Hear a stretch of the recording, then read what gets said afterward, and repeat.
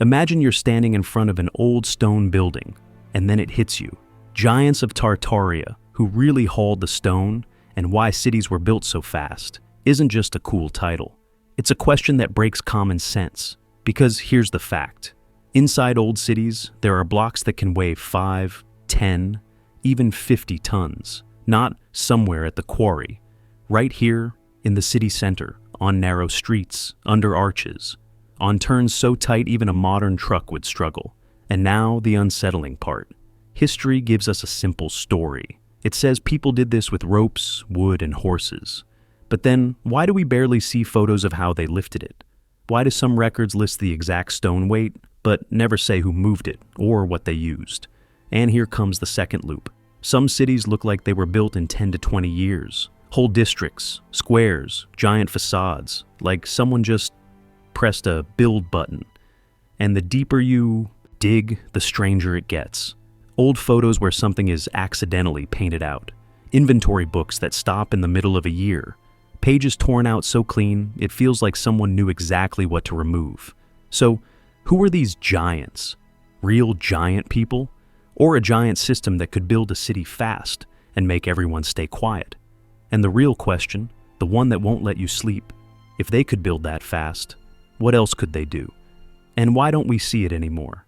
The photograph arrived in a manila folder. No return address, no note, just one image and a date penciled on the back. Vienna, 1887. At first glance, nothing feels strange. A European street, cobblestones, a horse-drawn cart in the corner, slightly blurred as it rolls past. The kind of photo that sits in 1,000 archives, quiet and forgotten. But then you notice the door. A man stands beside the entrance of what municipal records describe as a standard residential building. He comes up to the handle, not the top of the door, the handle. The door itself rises to nearly 4 meters, and according to official documents, the building was finished in 1884, 3 years before this photograph was taken, listed as a normal entrance for normal people. Yet nothing about this door feels normal. A second photograph surfaced 3 weeks later. Different archive, different country. Prague, 1891, the same doorway proportions, the same impossible scale, the same silence in the records. No clear reason why anyone would build an entrance that no ordinary person could open comfortably, day after day, without feeling like a child. Official guidebooks wave it away with neat labels. Neoclassical revival, decorative excess, a fashion of the era. They say architects competed to build bigger, grander, more impressive facades. That explanation sounds fine, until you ask the next question. How did they build it? Not the design, not the funding, the physical act. Because behind every oversized doorway sits a foundation. And those foundations are made of stone blocks that weigh between 5 and 50 tons. Not at the Quarry, not at some staging yard outside the city. Right here, in the center, on streets that measure 3 meters wide, sometimes 2. The standard answer is horses and wooden rollers, teams of men with ropes, pulleys, and patience. It sounds plausible until you stand on one of those streets and try to imagine a 50-ton block making the turn. Horses need space to pull and pivot. Wooden rollers split under extreme weight, and the physics stops cooperating very quickly. Then you find the paperwork. A builder's inventory from Munich, dated 1886, lists 17 stone blocks delivered to a construction site near the city center. The document is careful, almost proud. Each block is measured and weighed with precision.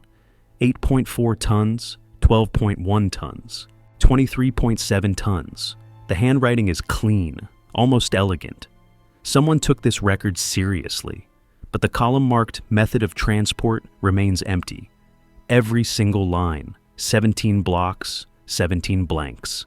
Someone knew exactly how heavy the stone was. Someone did the math, wrote it down, filed it away in a ledger that would survive for more than a century. But no one recorded how the stone actually moved from quarry to site. No one wrote what lifted it. No one wrote what carried it. No one wrote what made those tight corners possible on streets too narrow for the task. And this isn't one odd ledger. The pattern repeats. Berlin, Budapest, St. Petersburg. The weights are documented, the methods are not. As if the act of moving stone was either too obvious to mention or too sensitive to record. And then there are the photographs. The original Vienna image, when examined under laboratory conditions, reveals something later prints do not. In the background, just past the doorway, there's a shadow that doesn't match the angle of the afternoon sun. When the image is enhanced, the shape starts to resolve, what looks like a set of cables dropping down from above the frame, a platform of some kind, possibly a counterweight mechanism, something built for lifting, not for decoration. But the reprint from 1903 shows only the street. The cables are gone, the odd shadow is gone. Someone retouched the plate before making new copies. Someone decided that whatever hung above that doorway should not remain in the historical record. This is where the timeline breaks for the first time. A door too tall for the people who supposedly built it. Stone too heavy for the streets it supposedly traveled.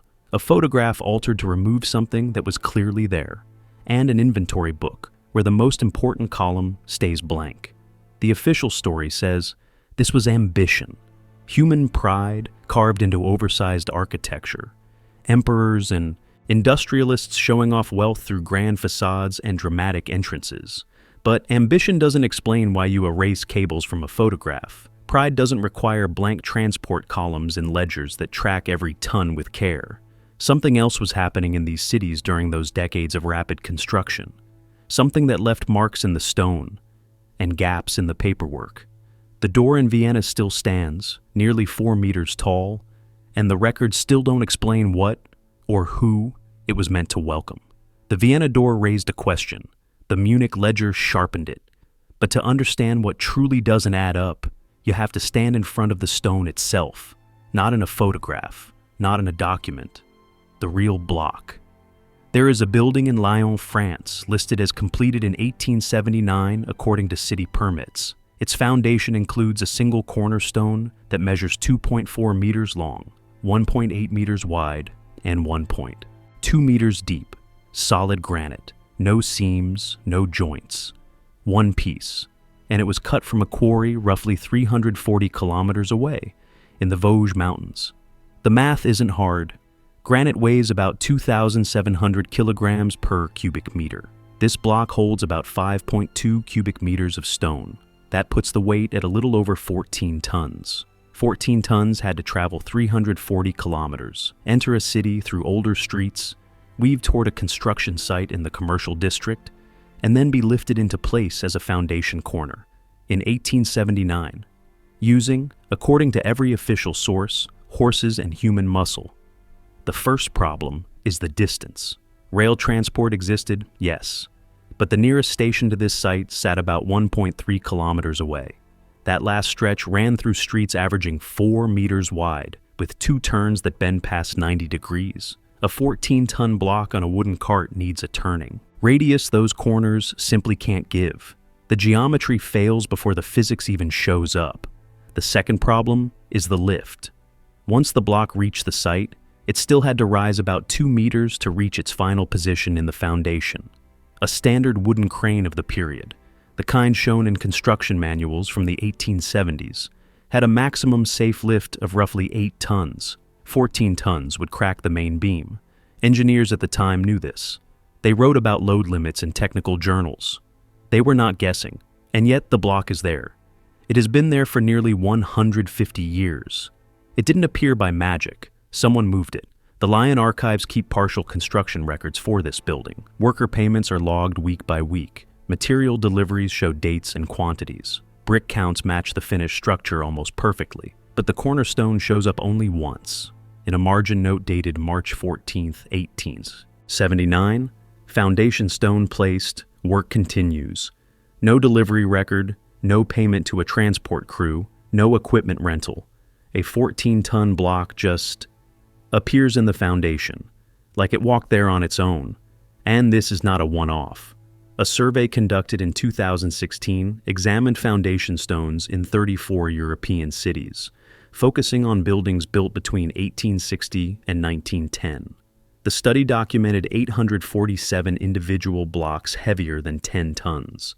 Out of those, only 23 had complete transport records still preserved in archives. The remaining 824 blocks, about 97% of the sample, have no recorded explanation for how they reached their current positions. At first, the researchers assumed the simple answer. Records get lost. Fires, wars, floods, bad storage, lazy clerks.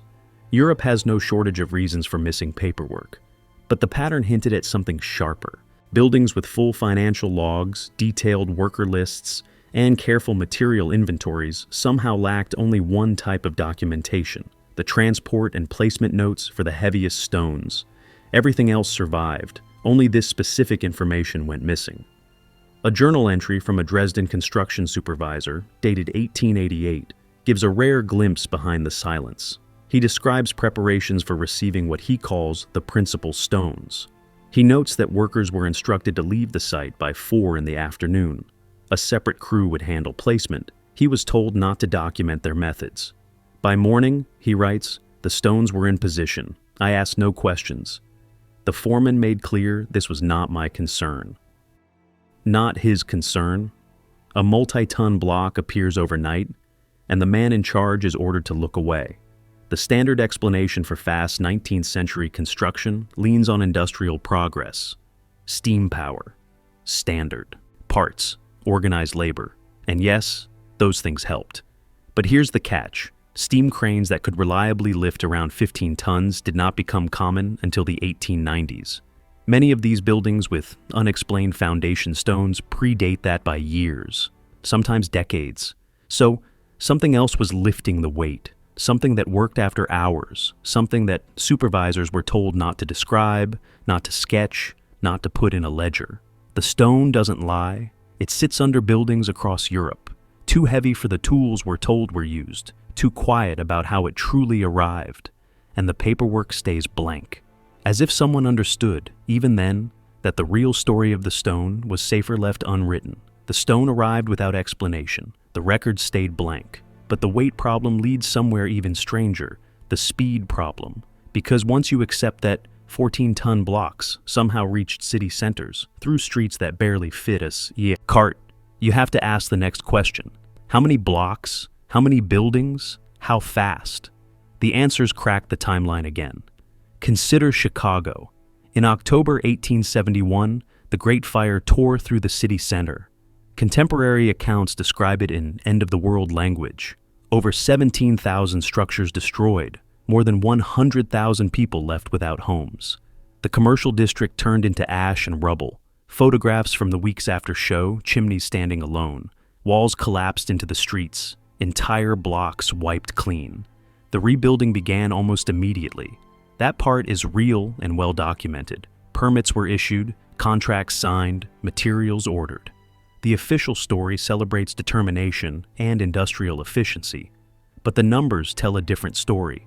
By 1875, 4 years after the fire, Chicago had not merely recovered, it had expanded.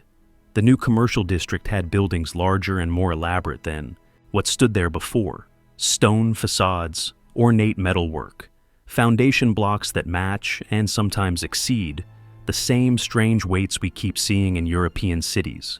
Newspapers at the time praised it like a miracle of modern enterprise. 4 years for a city center, from ashes to finished. A building permit analysis conducted in 1987 examined 340 structures in the rebuilt downtown.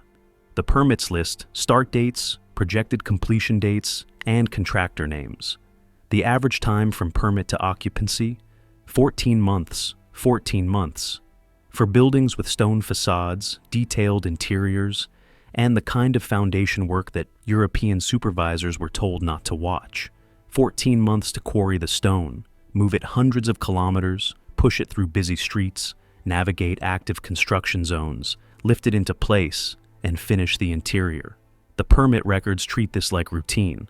No special equipment noted, no unusual method. Described, just standard construction, completed at a pace that even modern contractors, with diesel cranes and computer logistics, would struggle to match. Chicago is not alone. San Francisco rebuilt after 1906 at a similar pace. Central districts of Berlin expanded through the 1880s at a rate that required, by one architectural historian's estimate, placing roughly 200 tons of stone per day across the city. Paris, still recovering from the siege of 1871, somehow built whole new districts while also repairing damaged infrastructure. Different places, same feeling. Major cities get destroyed or explode outward.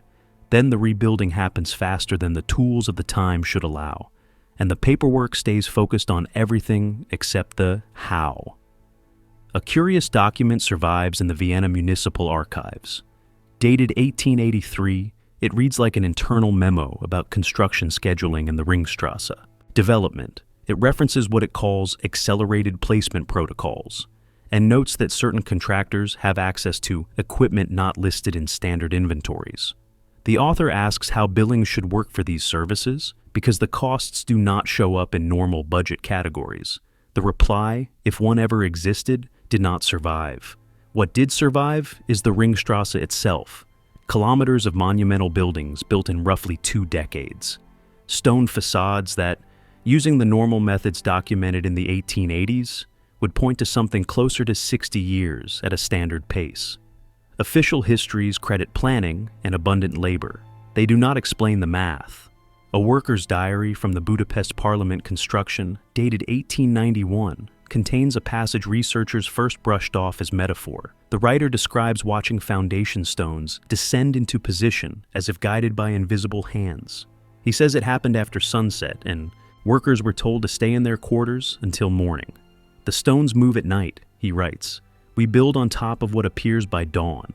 Metaphor or not, the Parliament building contains foundation elements weighing over 40 tons each.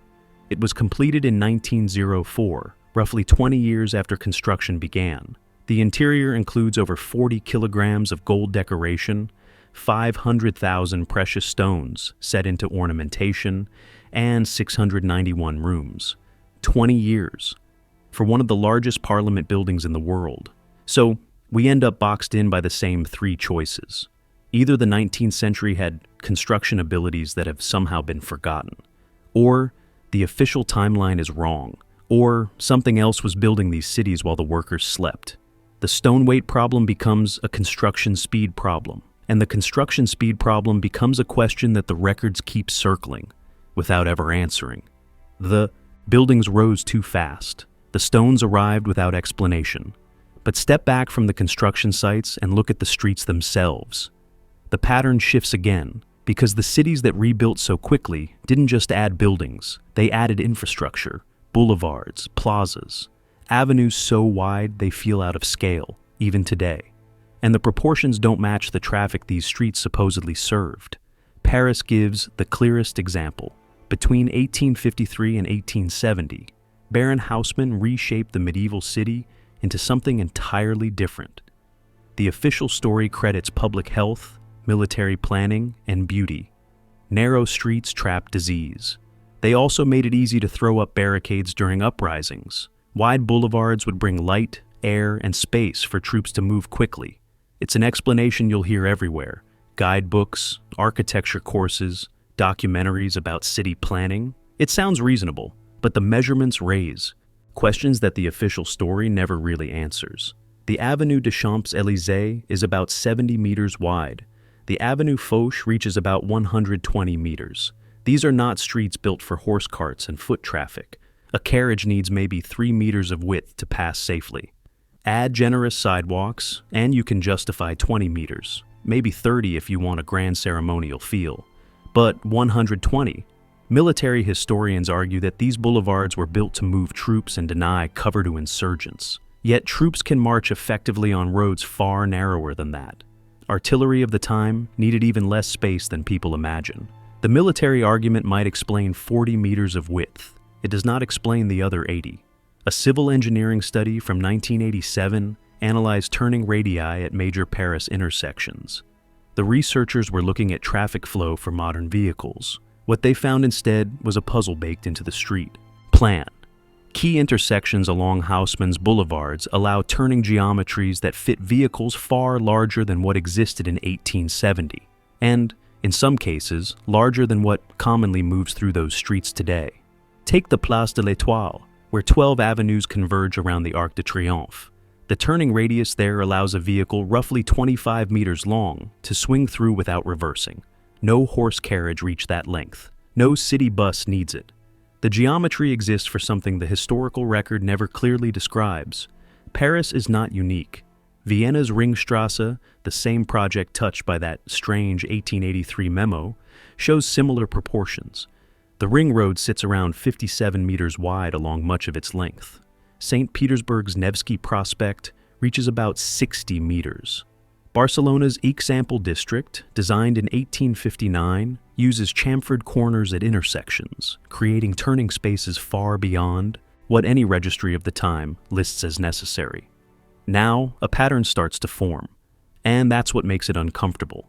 Cities that supposedly developed independently keep repeating the same design language: wide central boulevards, oversized intersections, turning geometry that matches other cities, but matches nothing in the transport records of the era. Urban planners call this generous design or future-proofing. The story goes like this. The architects planned ahead. They expected growth. They built streets that would someday handle vehicles not yet invented. But that explanation asks you to believe something very specific. It requires 19th century planners to predict future vehicle size with almost perfect accuracy, while also failing to predict basic traffic patterns that cause problems right away. So, there's another explanation, the one that makes people shift in their seats. Maybe they weren't predicting anything. Maybe they were accommodating something that already existed. A surveyor's notebook from the Barcelona Example project, dated 1861, contains measurements and calculations for those famous octagonal intersections. The math is clean and professional, exactly what you'd expect from a trained engineer. But in the margins, someone sketched a shape, a long rectangle with rounded ends, around 22 meters long and 6 meters wide. Next to it, a single word: clearance. Clearance for what? The notebook doesn't say. The shape doesn't match any vehicle in Barcelona's transport registry from that period. It doesn't match anything in Spanish industrial records. It just sits there, in the margin, like a question the surveyor knew better than to ask out loud. And that's the core of the street problem. These streets weren't built for horses. They weren't built for carriages. They arguably weren't even built for the automobiles that would show up decades later. They were built for something specific, something large enough to demand turning radii that engineers calculated with precision and quietly wrote down without explanation. The buildings went up too fast. The stones arrived without clear paperwork, and the streets were already ready for traffic the official story never mentions.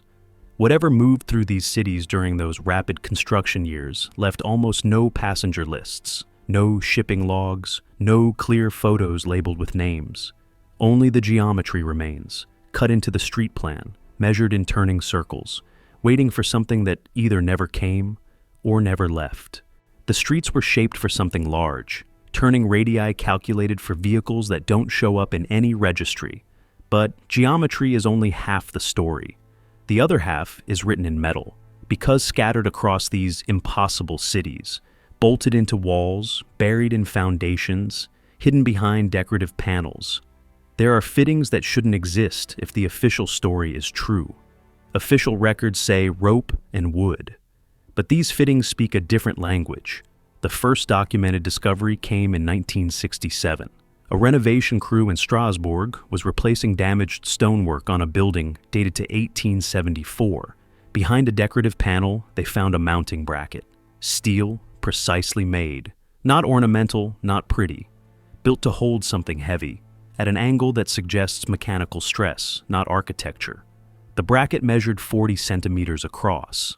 The bolt holes were drilled for fasteners 8 centimeters in diameter. The metal showed almost no rust, despite nearly a century hidden behind stone. Later, analysis found an alloy mix that matched industrial standards from the 1870s, but the strength exceeded what shows up in normal construction records from that time. The crew photographed the bracket before removing it. The photos survived, the bracket did not. Municipal records listed as disposed of as construction debris, and after that, the same kind of discovery kept happening, not loudly, not often enough to spark a headline, but consistently enough that a quiet catalog formed among a handful of architectural historians, the kind of people who notice bolts the way others notice faces. A lifting hook in Dresden, uncovered during demolition, work in 1989, sized for cables that would snap any crane described in common 19th century manuals. Anchor points in Budapest, spaced in a pattern that matches no known rigging system. A row of slots cut into foundation stones. In Milan, clean, deliberate, machine-like, shaped to receive something that slid into place and locked, even though no matching mechanism has ever been found on site. These fittings share the same strange personality. They are overbuilt.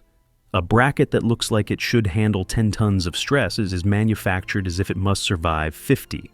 A hook meant for heavy lifting is made from metal that hints at extreme loads, far beyond what horses, wooden beams, and hand pulleys could safely generate.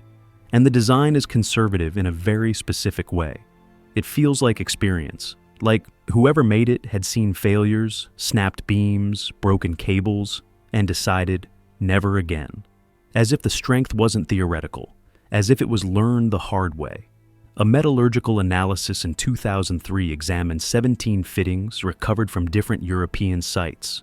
The report was published in an obscure German engineering journal, easy to miss unless you already know what you're looking for. The result was unsettling in its consistency. Despite coming from buildings in 6 different countries, built across roughly 3 decades, the fittings showed nearly identical alloy compositions and manufacturing techniques.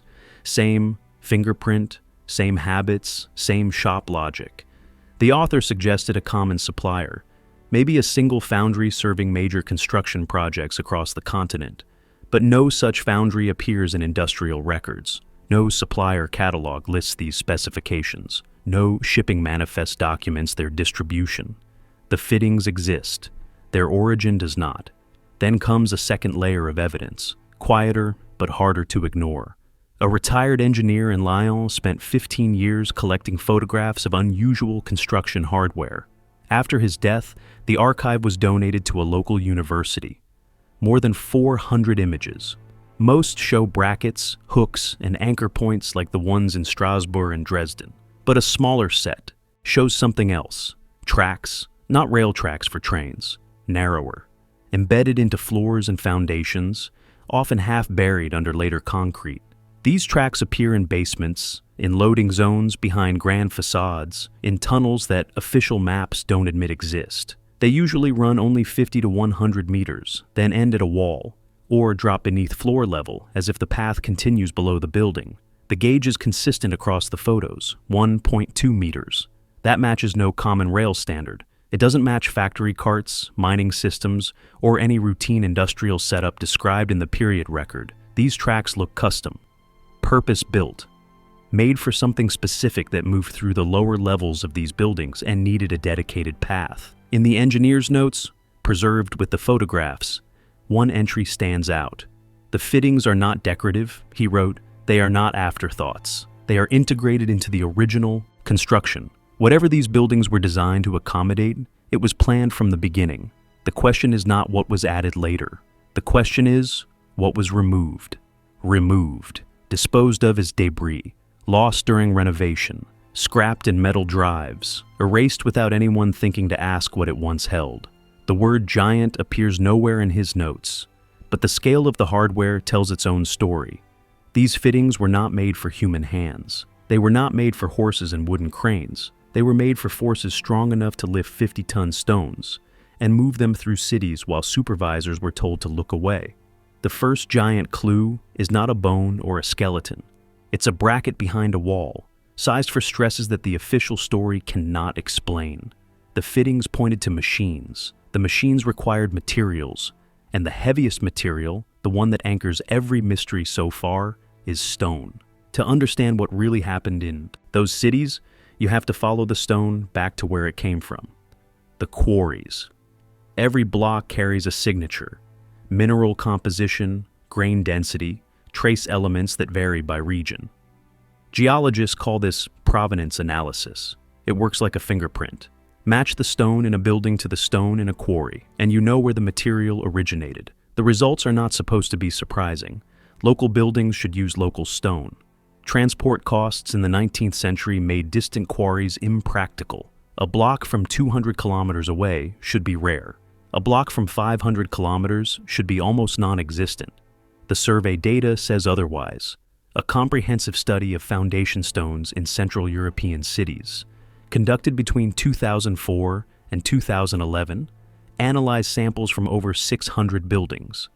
The researchers expected to confirm local sourcing. Instead, they found a network. Granite from quarries in Sweden appearing in foundations in Vienna, limestone from northern France embedded in buildings in Prague, marble from Italian Alps installed in structures across Germany, Poland, and Hungary. The distances range from 300 to over 1,000 kilometers. The frequency was not exceptional. It was routine.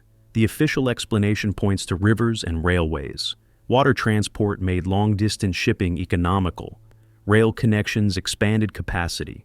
By 1870, the argument goes, European infrastructure could move heavy materials across borders efficiently. But the timeline fractures under examination. Many buildings with distant stone predate the rail connections that supposedly delivered it. A courthouse in Krakow, completed in 1861, contains foundation blocks traced to quarries in Saxony over 450 kilometers away. The rail link between these locations opened in 1873, 12 years after the building was finished. The stone arrived, one before the trains. River transport offers a partial answer. Barges could carry heavy loads along major waterways. But Krakow sits on the Vistula, and the Saxon quarries drain toward the Elbe. No continuous water route connects them. The stone would have required overland transport for at least 160 kilometers through terrain that contemporary accounts describe as barely passable for empty wagons. A quarrymaster's journal from 1858, discovered in a Dresden archive, contains shipping records that complicate the story further. The journal lists outgoing shipments by weight, destination, and date. The weights are precise, matching the meticulous pattern seen in construction ledgers. The destinations span the continent, but the column for transport method uses codes, single letters that repeat without explanation. K appears most frequently, followed by V and S. No key survives. No separate document decodes the abbreviations. The quarrymaster recorded everything except what the letters meant, as if the information was too sensitive for plain language, as if someone might eventually read the journal and need to be kept ignorant. One entry stands out, dated November 1857. A shipment of 23 blocks, total weight exceeding 300 tons, destined for a construction site in Budapest. The transport code reads KIN, a combination that appears nowhere else in the journal. In the margin, a handwritten note, Night Protocol. No documentation beyond this entry. 300 tons, moving at night. Without documentation. The quarry trail leads backward from impossible buildings, through impossible streets to extraction sites that shipped stone across a continent using methods that supervisors were told not to name. Whatever K meant, it could move mountains, and someone decided that its meaning should not survive. The quarry codes pointed to something that moved at night. The fittings suggested machines built for impossible loads. But if these machines existed, where are the photographs? The 19th century was not a dark age. Photography had spread across Europe by 1850. Construction sites were documented obsessively. Engineers posed beside their achievements. Workers lined up for portraits with the structures they built. The visual record of this era fills archives in every major city. Yet, something is missing. A researcher in Munich spent 4 years cataloging construction photographs from Bavarian archives. Her collection eventually included over 12,000 images dated between 1860 and 1910. Buildings in every stage of completion: foundations, walls, roofing, finishing work.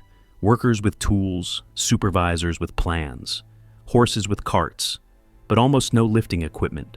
Out of 12,000 photographs, only 37 showed cranes or hoisting mechanisms in active use. Of these, none depicted equipment capable of handling loads exceeding 8 tons. The photographs showed small cranes, manual winches, rope and pulley systems adequate for moderate weights. The foundation stones in these same buildings regularly exceed 20 tons. The gap is not subtle. Thousands of images documenting construction, almost none showing how the heaviest elements were moved, as if photographers were instructed to point their cameras everywhere except at the equipment that mattered most. A worker's diary from a Vienna construction site, dated 1886, provides a possible explanation. The author describes a normal workday: bricklaying, mortar mixing, timber framing. Standard tasks documented in standard ways. Then, an entry dated October 14th breaks the pattern. Placement scheduled for tonight. Foreman announced early dismissal. We are instructed to leave personal effects in the workers' shed, including any photographic equipment. Reminded that the penalty for unauthorized documentation remains in effect. Penalty for taking photographs. The next entry, dated October 16th, notes that work resumed on new foundation sections. The intervening day contains no description of what happened. The stones were simply in place. The diary continues as if nothing unusual had occurred. This pattern repeats across multiple sources: workers dismissed before major placements, prohibitions on documentation, stones appearing between entries with no explanation of how they arrived. One photograph did survive. Found in a private collection in Belgium, the image shows a construction site in Antwerp dated approximately 1873 based on surrounding buildings. In the foreground, workers pose beside partially completed walls. Normal, expected. But in the background, partially obscured by scaffolding, something else is visible: a vertical structure, metal framework, what appears to be a platform suspended by cables thicker than any rope system of the period. The scale is difficult to judge, but comparison with the workers suggests the mechanism rises at least 15 meters. The photograph was never published. It passed through private hands for over a century before reaching the Belgian collector. No copy exists in any official archive. No construction record mentions equipment matching this description at the Antwerp site. When the collector attempted to have the image authenticated in 2008, the photography expert noted something unusual. The background showed signs of partial retouching, as if someone had begun to paint over the mechanism and stopped partway through. The removal was incomplete. Whoever tried to erase the machine from history did not finish the job. One photograph, one machine, one unfinished erasure. The equipment existed. The documentation was forbidden. And when images slipped through, someone tried to make them disappear. The machines were hidden. The photographs were retouched. But some researchers believe the real secret wasn't mechanical at all. It was acoustic. The theory sounds impossible at first. Sound waves moving stone, vibration replacing muscle and steel.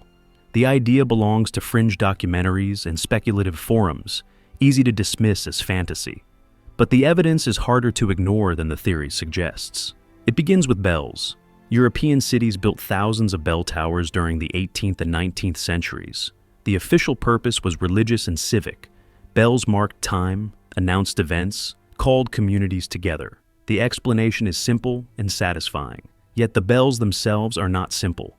A metallurgical survey conducted in 1978 examined church bells across southern Germany. The researchers expected standard bronze compositions. Instead, they found variations that served no obvious acoustic purpose, trace elements that altered resonance in specific ways, alloy ratios that shifted the fundamental frequency by precise intervals. The bells were not just instruments, they were tuned instruments, calibrated to frequencies that repeated across churches separated by hundreds of kilometers.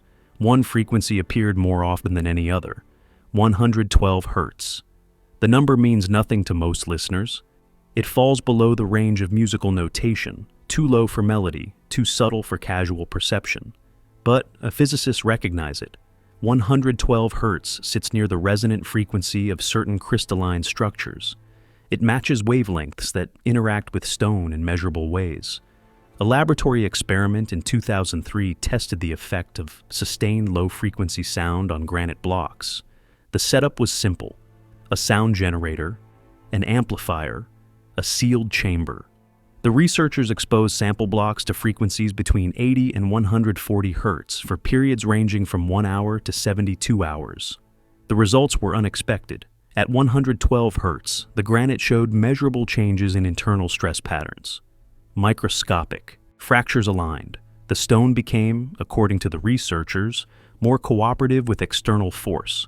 The effect was small but consistent. Sound was not moving the stone, but sound was changing how the stone responded to movement.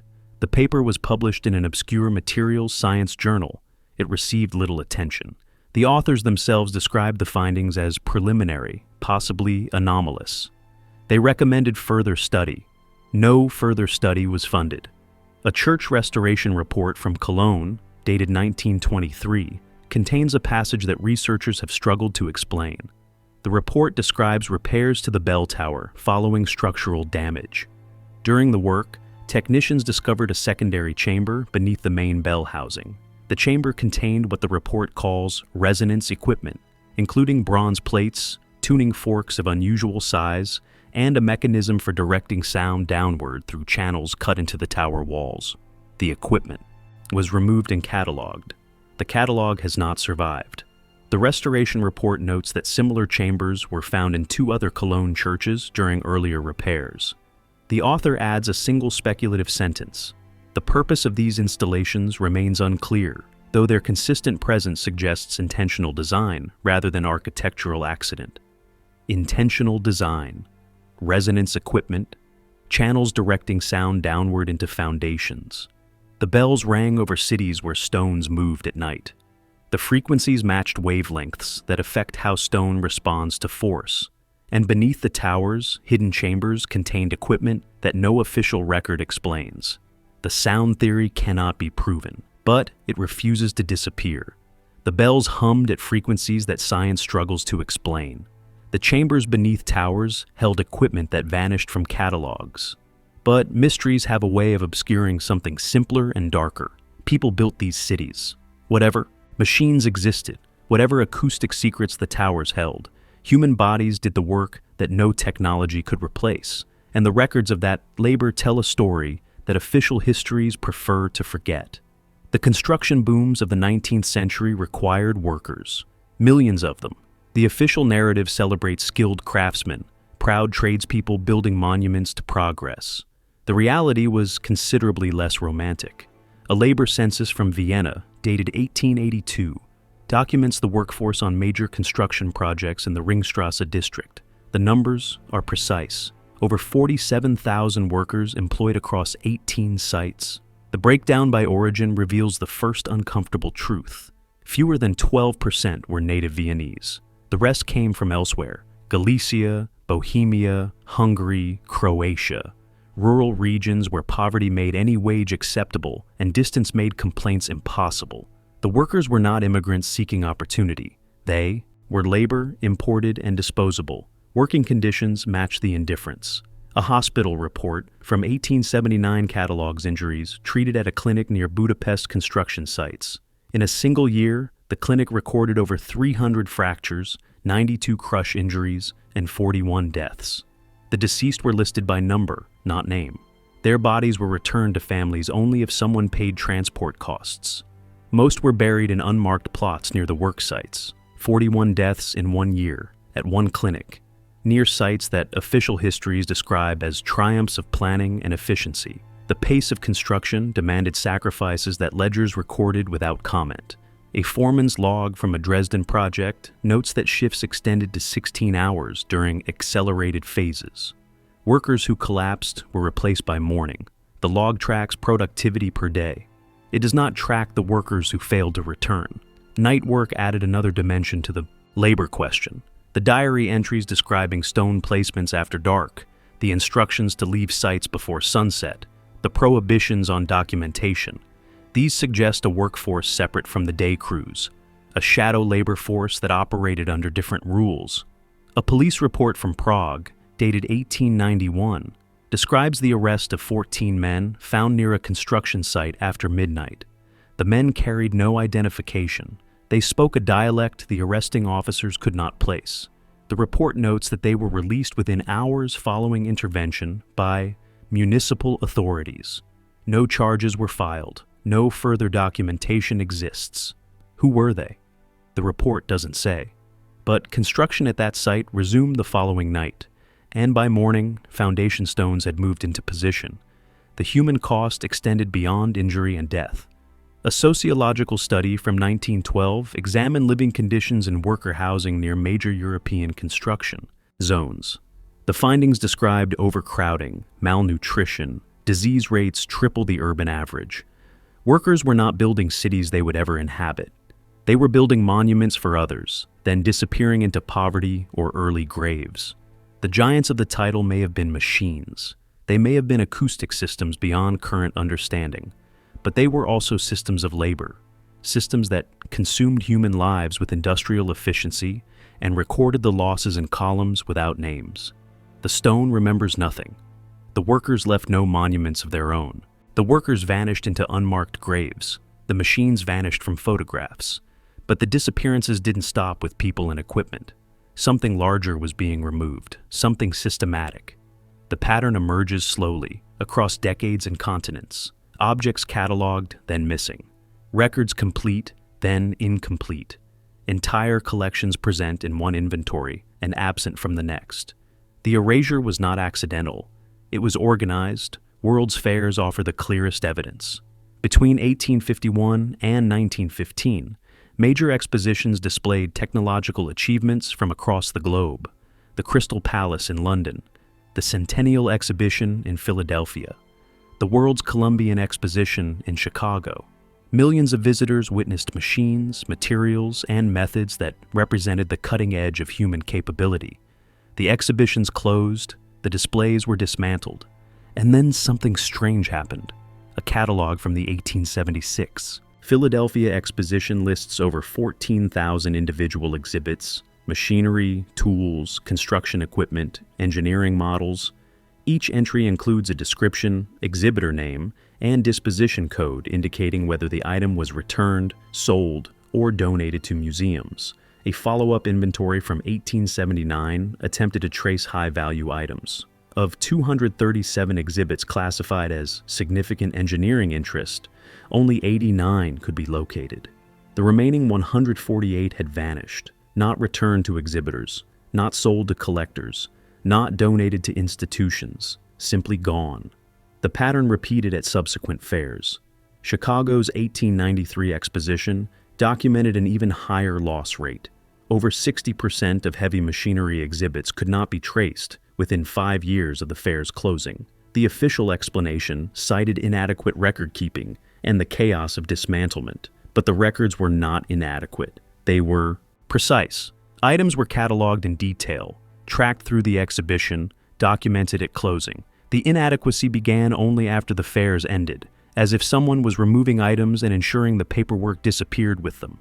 A museum curator in Berlin noticed a related phenomenon in 1924. His institution had received donations from several world's fairs, including models and equipment related to construction technology. A routine audit revealed that 17 items listed in acquisition records could not be found in storage. The acquisition dates range from 1878 to 1912. The disappearances had occurred gradually, without triggering any alarm. The curator's report noted that all missing items shared a common characteristic. They related to lifting, transport, or placement of heavy materials. Smaller exhibits remained. Decorative items remained. Only the equipment connected to the stone weight problem had vanished. The erasure extended beyond exhibitions. Municipal archives across Europe experienced similar losses during the early 20th century. A survey of German city records, conducted in 1931, found that construction documentation from the 1860s through 1890s showed disproportionate gaps. Financial records survived, worker rolls survived, equipment inventories and transport logs did not. 2 world wars provided convenient explanations. Bombing destroyed archives. Occupying forces confiscated materials. The chaos of conflict erased the documentary record, but some losses predate the wars. Some gaps appear in archives that survived both conflicts intact. The erasure began before 1914. The wars simply provided cover for a process already underway. Someone was cleaning the historical record, removing machines from museums, pulling pages from ledgers, ensuring that the methods behind the impossible cities would not survive for future generations to examine. The Great Erasure worked. Almost. The erasure was thorough. Archives purged, exhibitions dismantled, equipment melted down or buried in museum basements. But erasure is never complete. Something always survives. You just have to know where to look. The evidence hides in plain sight. Not in archives or catalogs, in the cities themselves, embedded in stone, bolted to walls, carved into foundations that millions pass every day without noticing. A walking survey of central Prague, conducted in 2016, documented over 300 anomalous features within a 2-kilometer radius, mounting points with no corresponding fixtures, slots cut into stone at regular intervals, sized for equipment that no longer exists, anchor holes drilled at angles that suggest mechanical stress patterns inconsistent with decorative attachments. The features share characteristics that appear across European cities: standardized dimensions, consistent spacing, engineering tolerances that imply industrial production rather than individual craftsmanship. Whatever system once connected to these points, it was manufactured at scale and installed according to common specifications. Some features resist easy explanation. A series of metal rods protrude from buildings along a Vienna street. The rods measure approximately 15 centimeters in length, spaced at intervals of exactly 2.4 meters. They appear on structures dated between 1874 and 1889. Official records describe them as decorative elements added during a 19th century renovation program. But metallurgical testing tells a different story. The rods contain the same unusual alloy found in the Strasbourg bracket and the Dresden lifting hook. They are not decorative, they are structural, designed to bear significant lateral loads, connected perhaps to the cables and platforms that appear in the single surviving Antwerp photograph. The rods remain. The system they supported does not. Modern instruments reveal additional layers. A team of engineering students in Budapest used ground-penetrating radar to survey the area around the Parliament building in 2019. The scan revealed a network of tunnels beneath the plaza. The tunnels do not appear on any official map. Their dimensions match the unusual track gauge documented in the Lion Engineer's photograph collection: 1.2 meters. The students requested permission to conduct a physical survey. Permission was denied. The tunnels remain unexplored. Similar radar surveys in other cities have produced similar results: subsurface voids in locations where no basements are documented, linear features consistent with tracks or channels, chambers beneath public squares that architectural plans do not acknowledge. The cities remember what the archives forgot. A retired stonemason in Krakow spent decades documenting unusual marks on building stones throughout the old town. His collection includes over 800 photographs showing symbols, notations, and what he calls assembly codes carved into foundation blocks. The marks are small, typically hidden beneath street level or obscured by later construction. They were not meant to be seen. Some marks repeat across buildings dated years apart and located in different districts. The stonemason identified 17 distinct symbols that appear on structures throughout central Krakow. The same symbols have been photographed in Vienna, Dresden, and Budapest. A common marking system, spanning cities, spanning decades, applied to stones that supposedly arrived through independent contractors using local methods. The erasure removed the machines. It removed the documents. It removed the exhibitions and the catalogs and the transport logs. But it could not remove the stone. And the stone still carries the marks of whatever system built these cities. The marks survive on stone. The tunnels hide beneath plazas. The rods protrude from walls along Vienna streets. The evidence points toward something, but toward what exactly? Two explanations emerge from the research. They seem contradictory at first, but the deeper you look, the more they begin to merge. The first explanation is human, entirely human. No lost technology, no acoustic mysteries, no machines erased from history. Just people, massive numbers of people, organized with brutal efficiency. The 19th century industrialized everything, including labor. Railways moved workers like cargo. Telegraph networks coordinated schedules across borders. States developed bureaucratic systems capable of managing populations at unprecedented scale. If you could mobilize enough bodies, supply enough food, enforce enough discipline, you could build anything. The construction speeds that seem impossible become plausible under this model. Not comfortable, not humane, but plausible. A workforce of 50,000, laboring 16 hours daily and rotating. Shifts can place enormous quantities of stone in remarkably short periods. The mathematics work if you ignore the human cost. And 19th century planners were very good at ignoring human cost. The missing documentation supports this explanation as easily as any other. States that exploit labor on industrial scales prefer not to leave detailed records, the blank columns in transport ledgers, the codes in quarry journals, the prohibitions on photography. These could reflect not hidden machines, but hidden atrocities, methods too brutal to document openly. The giant, under this explanation, was the system itself, the bureaucratic apparatus that could summon workers from across a continent, consume their labor, discard their bodies, and record nothing but productivity numbers in official reports. The second explanation reaches further. It accepts the human labor but adds something else. Technology that supplemented muscle, equipment that multiplied force, methods that allowed smaller crews to move larger stones than pure manpower could manage. The alloy fittings, the resonance chambers, the tracks beneath city squares. These suggest engineering beyond what official histories acknowledge. Not magic, not fantasy. Just capability that someone decided should not survive in the public record. Perhaps both explanations are true simultaneously. The giant system of organized labor existed. The records confirm it.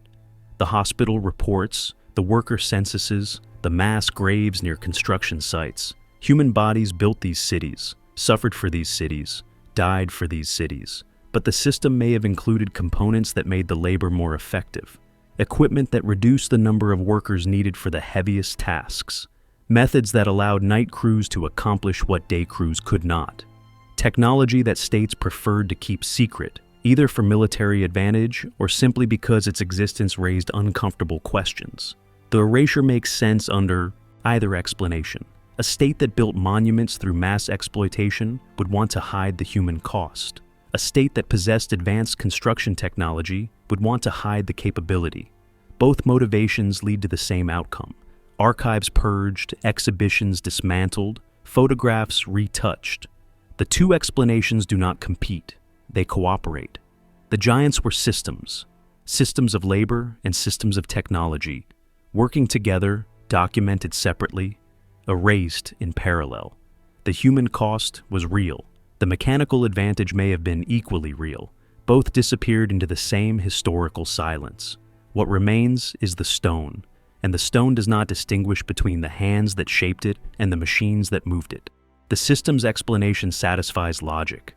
Organized labor plus hidden technology equals impossible construction speeds. The mathematics work. The evidence aligns. The theory asks nothing that physics cannot provide. But the question remains. The one that started this investigation, the one written in doorways 4 meters tall and handles positioned beyond human reach. What if the giants were not systems? What if they were bodies? The idea sounds absurd. Modern biology offers no mechanism for human beings 3 or 4 meters tall. The square cube law imposes limits on skeletal structure. Hearts cannot pump blood efficiently through bodies beyond certain dimensions. Giants belong to mythology, not history. Yet, mythology is persistent, and persistence sometimes signals something underneath. To take the literal giant hypothesis seriously, even temporarily, requires establishing clear rules of evidence. What would we need to find? What would constitute proof? The first requirement is skeletal remains, not one skeleton. Patterns of skeletons, burial sites showing consistent anatomical features across multiple individuals. Bones do not lie about their dimensions. A femur 3 times normal length would settle the question immediately. Such remains have been claimed. Photographs circulate online showing excavations with enormous bones. Newspaper clippings from the late 19th and early 20th centuries describe giant skeletons unearthed in various locations. The problem is verification. Every photograph that has been rigorously examined has proven to be a hoax, a misidentification, or a deliberate fabrication. The newspaper accounts cannot be traced to museum collections or academic records.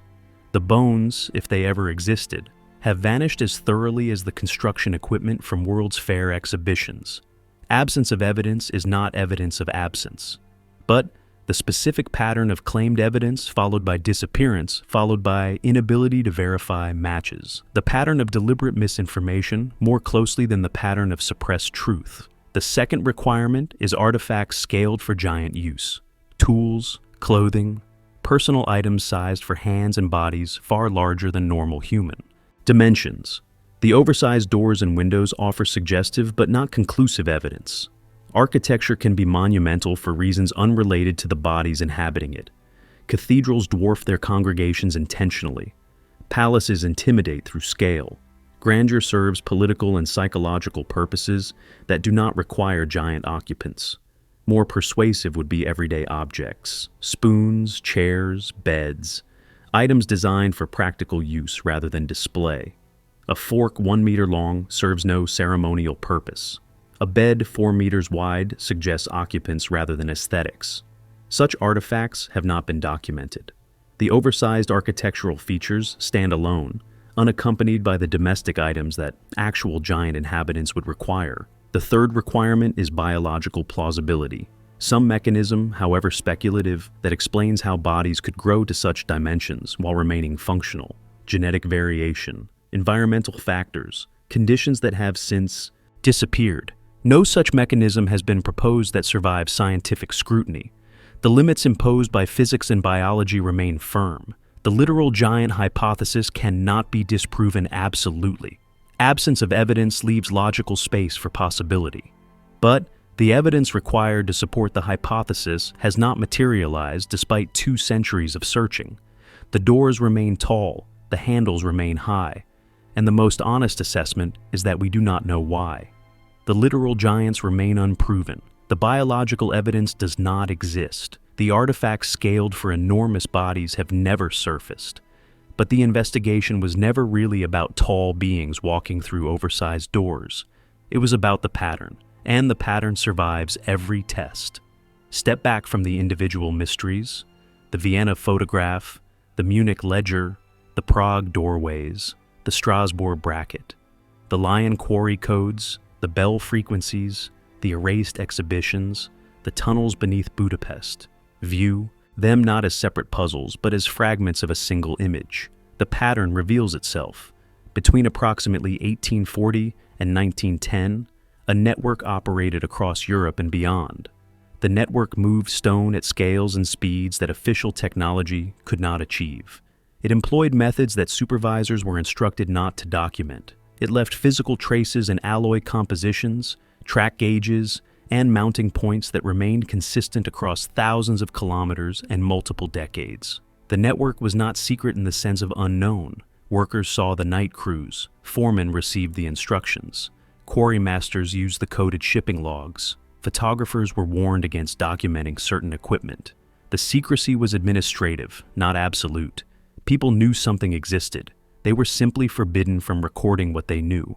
Then the network stopped. The transition happened gradually, between approximately 1895 and 1915. The coded entries in quarry logs became less frequent, then disappeared. The night placements became rare, then ceased. The equipment that left mounting points on buildings was removed, piece by piece, site by site. By the time the First World War began, the network had already been dismantled. The war provided convenient cover for the final erasure. Archives could be lost to bombing. Collections could vanish in the chaos. The explanations wrote themselves. What replaced the network was conventional construction, slower, more expensive, dependent on diesel and steel, and methods that could be photographed without restriction. The buildings that rose after 1920 looked different from those that rose before 1890. Less ornate, less massive, less impossible. The transition is visible in every European city. Stand at an intersection where 19th century buildings meet 20th century buildings. The difference is not merely stylistic, it is structural. The earlier buildings use larger stones, more elaborate facades, heavier foundations. The later buildings are lighter, simpler, more constrained by the limitations of documented technology.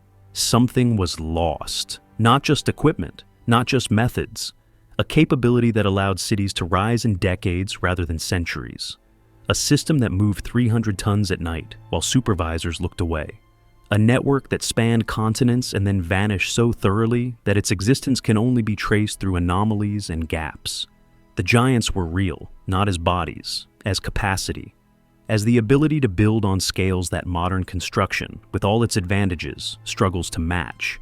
The pattern tells us that something existed. The erasure tells us that someone wanted it forgotten. The surviving traces tell us that the forgetting was incomplete. We are left with cities built by ghosts, methods that no longer function, and the question that drives every investigation into hidden history. Why did they want us not to know? The pattern is clear. The erasure is documented. The questions remain unanswered. But this investigation was never about providing final answers. It was about teaching you to see. Walk through any old European city tomorrow, not as a tourist, not as someone passing through on the way to somewhere else. Walk as an investigator. Walk as someone who now knows what questions to ask. Look at the doorways. Measure them against your own body. Notice where the handles sit. Ask yourself who was meant to reach them comfortably. Look at the foundation stones. Estimate their weight. Consider the streets that lead to them. Imagine moving that mass through those turns using horses and ropes. Feel where the explanation fails. Look at the walls. Search for mounting points that connect to nothing. Find the brackets without fixtures. Notice the rods protruding at regular intervals. Ask what system once linked them together.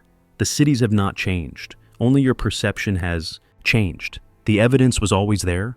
You simply did not know how to read it. This is what the erasure could not accomplish. It could remove equipment from museums. It could purge documents from archives. It could retouch photographs and empty catalog entries and silence witnesses. But it could not remove the stone. It could not fill the mounting holes. It could not narrow the streets or lower the doorways, or alter the turning radii at intersections designed for vehicles that official history does not acknowledge. The past is not dead. It is embedded in the infrastructure we walk through every day. It hums beneath our feet in tunnels that do not appear on maps. It watches from windows positioned too high for comfortable use. It waits in bell towers tuned to frequencies that science has only begun to investigate. The giants were not fairy tales. They were systems of power and technology and organized human suffering that built the world we inherited. They operated in the open, yet remained invisible to official documentation. They left traces everywhere, yet those traces were systematically removed from the historical record. Almost removed, not quite completely. The question is not whether something strange happened during those decades of impossible construction. The evidence for strangeness is overwhelming. The question is why it was hidden. Who benefited from the erasure? What interests were served by ensuring that future generations would not understand how their cities were actually built? These questions may never receive definitive answers. The erasure was too thorough. The witnesses are long dead. The documents that might have explained everything were burned or buried, or simply lost to time. But the investigation does not end here.